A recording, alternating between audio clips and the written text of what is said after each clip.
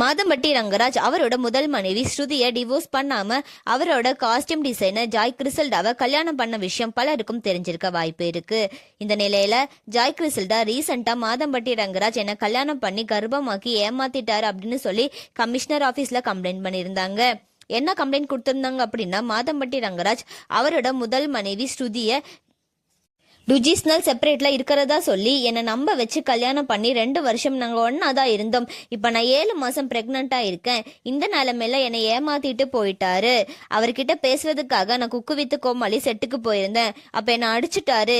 இந்த குழந்தைக்கு அப்பா அவர் தான். குழந்தைக்கும் எனக்கும் அவர் பதில் சொல்லித்தான் ஆகணும். என்னை அவர் கூட சேர்த்து வைங்க அப்படின்னு சொல்லியிருக்காங்க. இது ஒரு பக்கம் இருக்க, மாதம்பட்டி ரங்கராஜ் குக்கு வித்து கோமாளி சீசன் 6ல இருந்து விலகிட்டாருன்னு ஒரு செய்தி சோசியல் மீடியால செம வைரலா போயிட்டு இருக்கு. எதனால அப்படி சொல்றாங்க அப்படின்னா, ஜாய் கிறிசல்டா போலீஸ் ஸ்டேஷன்ல கம்ப்ளைண்ட் கொடுத்திருக்கனால அவரால் குக்கு வித் கோமாளி ஷோக்கு வர முடியாது அப்படின்னு சொல்றாங்க. இது ஒரு பக்கம் இருக்க, ஜாய் கிறிசல்டா குக்கு வித் கோமாளி செட்டுக்கு வந்து பிரச்சனை பண்ணதுனால ஷோக்கு ஏதாவது பாதிப்பாகுன்னு சொல்லி விஜய் டிவியே மாதம்பட்டி ரங்கராஜா விலகிட்டாங்கன்னு சொல்லி ஒரு செய்தி வைரல் ஆயிட்டு இருக்கு.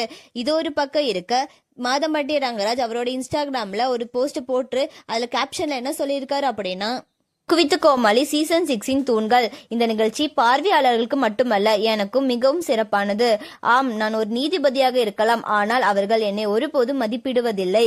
அவர்கள் என் ஆசீர்வாதங்கள், என் உண்மையான நண்பர்கள் அப்படின்னு கேப்ஷன்ல போட்டிருக்காரு. மாதம்பட்டி ரங்கராஜ் குக்கு வித்து கோமாளியை விட்டு விலகிறதா அபிஷியலா எந்த இடத்துலயுமே சொல்லல. விலக வாரான்னு தெரியல, வெயிட் பண்ணி பார்க்கலாம். அண்ட் இந்த மாதிரியான அப்டேட்ஸ்க்கு நம்மளோட சேனலை சப்ஸ்கிரைப் பண்ணிக்கோங்க.